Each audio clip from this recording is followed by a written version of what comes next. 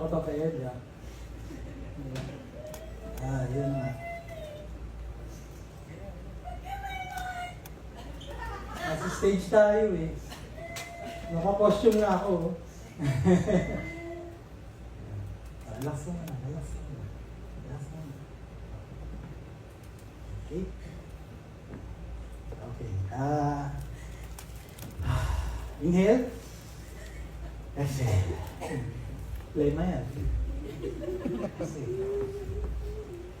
So, sige. Yun na. So, yun yung bangka. So, on this stage, exactly 10 years ago, 2 months and 5 days, we met for the first time. Without knowing each other, 2 worlds apart. Saudi girl, Tondo boy. Nag-duet kagad tayo nang hindi pa tayo nag-uusap. So, ganun tayo nagkakilala. So, this stage has given me a lot of things in my life. Progress, dreams, goals, career, a name, a family, friends, new friends, and of course, special someone. And pasensya na, 10 taon ang inabot. Pinahinog lang siguro ng panahon. Marami rin tayong challenges, kaya hindi rin matuloy-tuloy.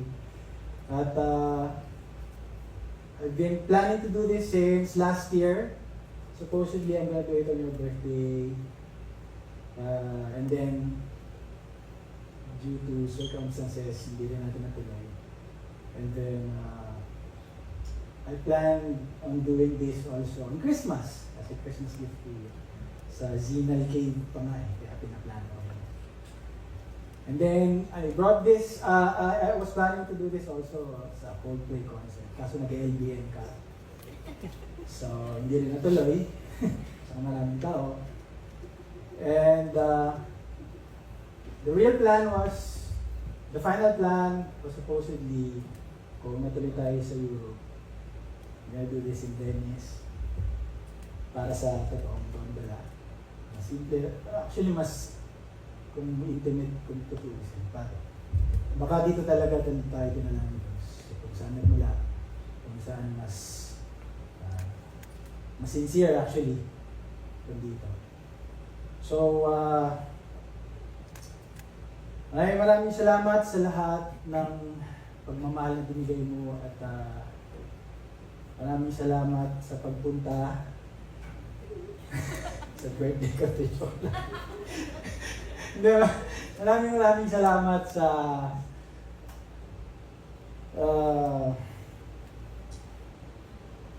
pagsama sa akin sa loob ng 10 taon at sana magdagdagan pa to. Tinatanong mo lagi bakit kita mahal. At hindi ko rin masagot kung ano ba dapat bang mag-isip ng sagot pag tinatanong mo kung mahal ng tao.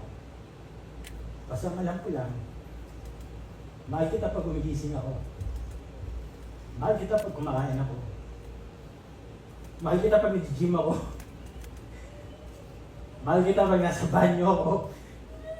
Mahal kita bago ako matulog, hanggang sa pagtulog, mahal kita hanggang sa panaginip. Ikaw yung nagparamdam sa akin na matagal pala akong naging mag-isa sa buhay. Marami akong kaibigan pero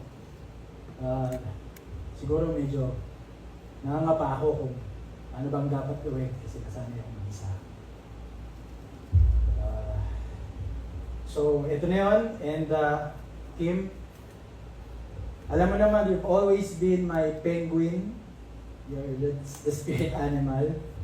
And then recently ko lang nalaman na yung penguin picks their partner, they stay with it forever.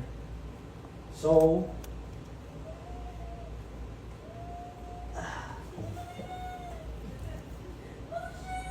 Kim, Will you be my penguin? And will you marry me?